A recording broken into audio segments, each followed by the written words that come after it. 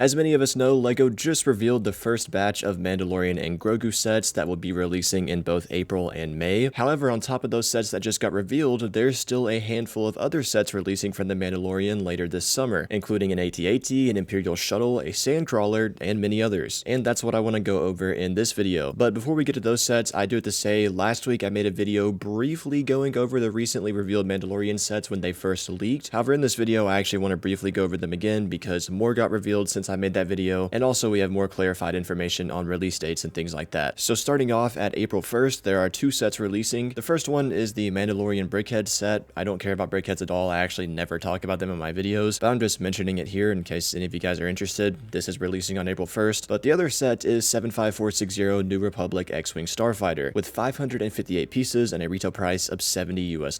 And this is one of the sets I didn't get to talk about in the leak video I made a few weeks ago because it hadn't been revealed at the time, but now it's here, and I'm a bit late to giving my thoughts on this, but I'm still going to do it anyways. The first thing I have to say is that I'm very pleased with how it looks. It looks larger than the 2021 model, which I'm happy with, and I just love the blue and white colorway of the New Republic X-Wings, and I think it just pops really nice here. However, one big annoyance I have to point out with it is the nose design. I'm definitely going to talk about this more in depthly when I actually get this set in person and review it, but as you can see here, they're using the same nose design as the 2021 X-Wing, which is just kind of ridiculous, especially considering the fact that the 2024 X-Wing from the Rebuild a Galaxy set used the standard X-Wing nose design that actually looks good, but then as you can see here, for some reason they ditched that design again and went back to the design of the 2021 model, which doesn't look good. And then on top of that, if you look at the actual whole entire nose itself with the cheese slopes on the sides of it, it has the exact same design as the 2024 model. The only difference is just that gray piece on the end, which I just think is kind of annoying because that's like the only thing keeping this build from being perfect. It's like they got it right in 2024, why'd they have to backtrack and get it wrong again? That just doesn't make sense to me. But other than that, the whole build looks great, and I actually think $70 is a decent price for it. Obviously, it's probably about $10 overpriced, 60 would probably be better, but it's definitely not as overpriced as some other sets on this list. Next up, we have 4 more sets that are releasing in April. However, they're releasing at the end of the month on April 26th, so I guess you could technically say they're releasing in May. But regardless, they're sets that have already been revealed, and I've already talked about before, so I'm just going to very quickly, briefly skim over these. The first one is 75447 the Razor Crest, 930 pieces with a retail price of $150. The minifigures are great. Zeb looks incredible. I'm very excited to get that figure, but the build, however, is not looking great. For one, it does not look like it's worth $150, especially when you compare it to the 2020 model. I Am Wicked Wicked on Instagram did an amazing comparison of these two sets, and as you can see here, the new one is significantly smaller, like way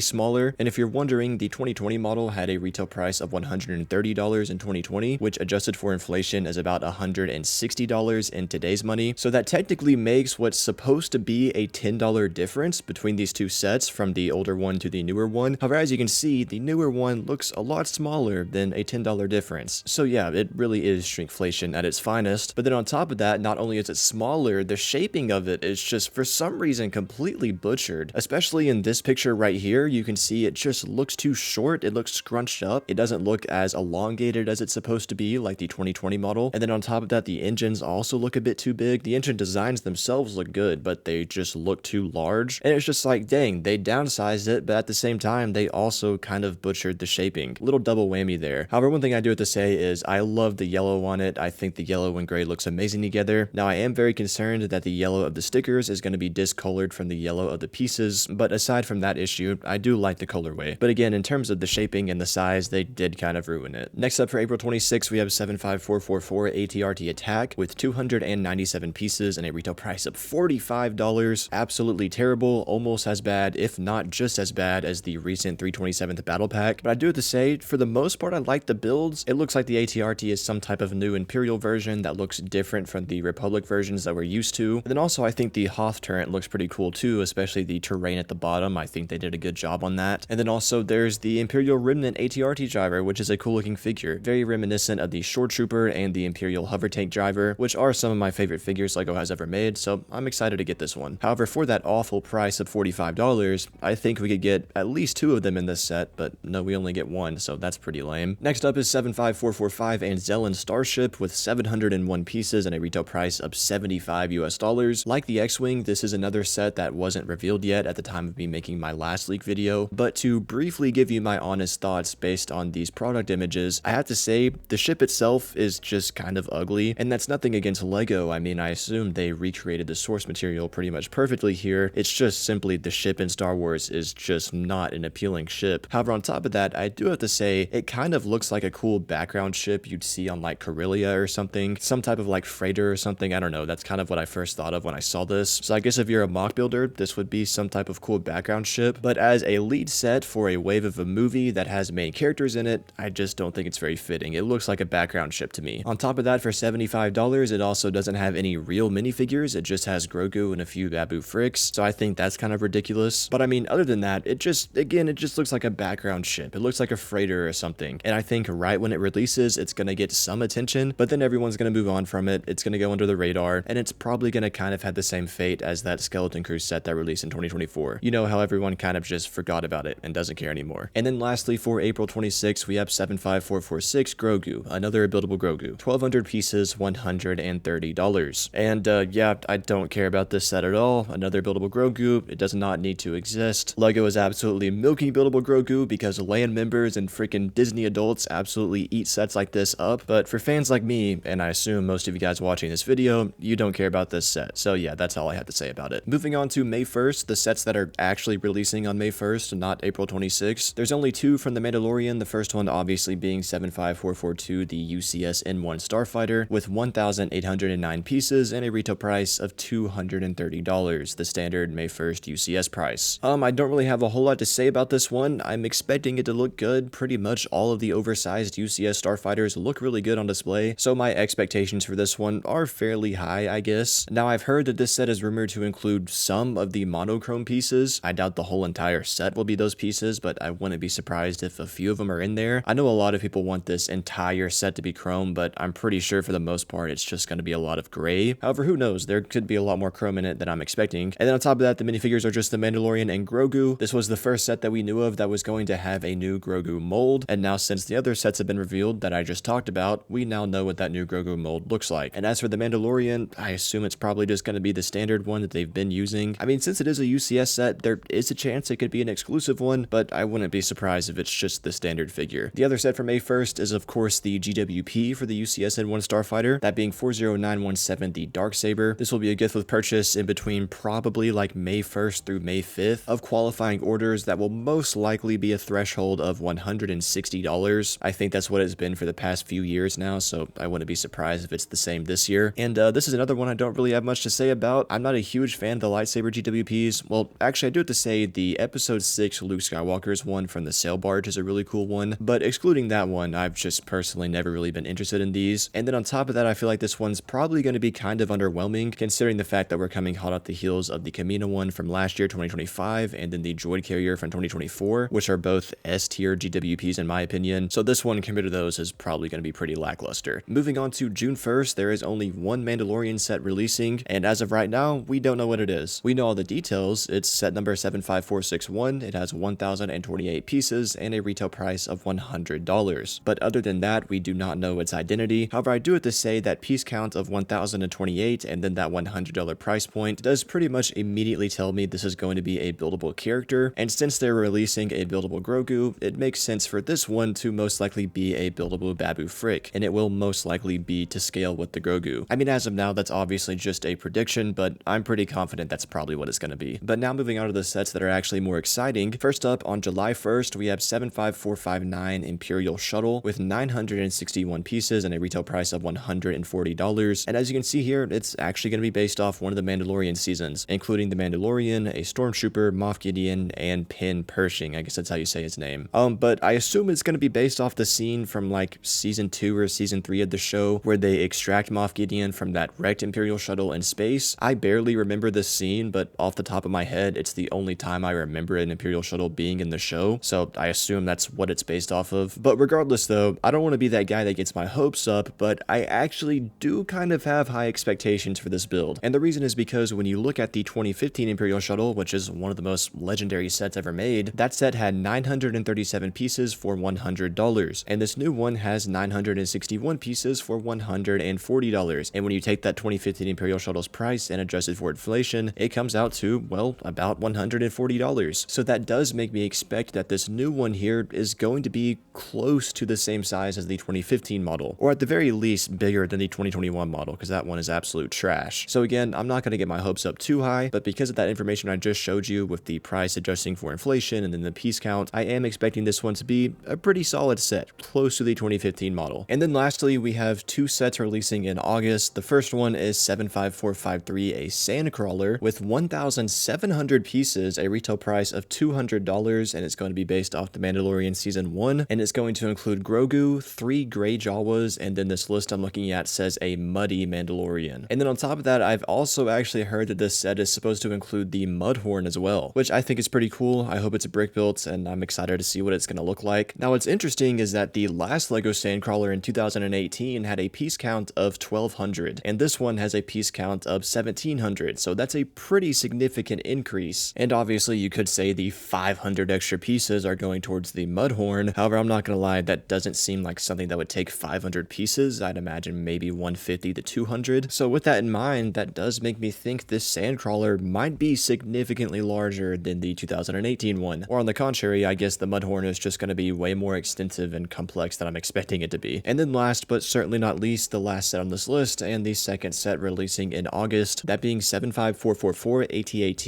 And all we know right now is that it has a retail price of $160, and it's going to be based off the AT-AT scene in the Mandalorian trailer. We don't have a piece count, we don't have a minifigure lineup. I'm expecting it to include, like, obviously the Mandalorian and maybe 2 or 3 of those Remnant troopers, but other than that, all we know is the identity and the price. And I have to say, based on that price, I have very, very low expectations. And the reason is because, well, for one, $160 is only $10 more than the Razor Crest, and we already know how downsized that thing is, so now imagine an AT-AT. And then also not to mention, the 2020 model was $170, which now adjusted for inflation is over $200. So there's probably going to be about a $40 to $50 size difference between the 2020 AT-AT and this new one, which basically tells me this thing is probably going to be some downsized slop that's going to disappoint everybody. But obviously we can't know for sure until we see pictures of it, but that's the way it's looking. Anyways though guys, that's going to do it for this video. That is every Mandalorian set releasing in 2026. Let me know what you guys think down in the comments below. If you're new, please consider subscribing, and if you want to check out more of my videos, you can see the link on screen right now.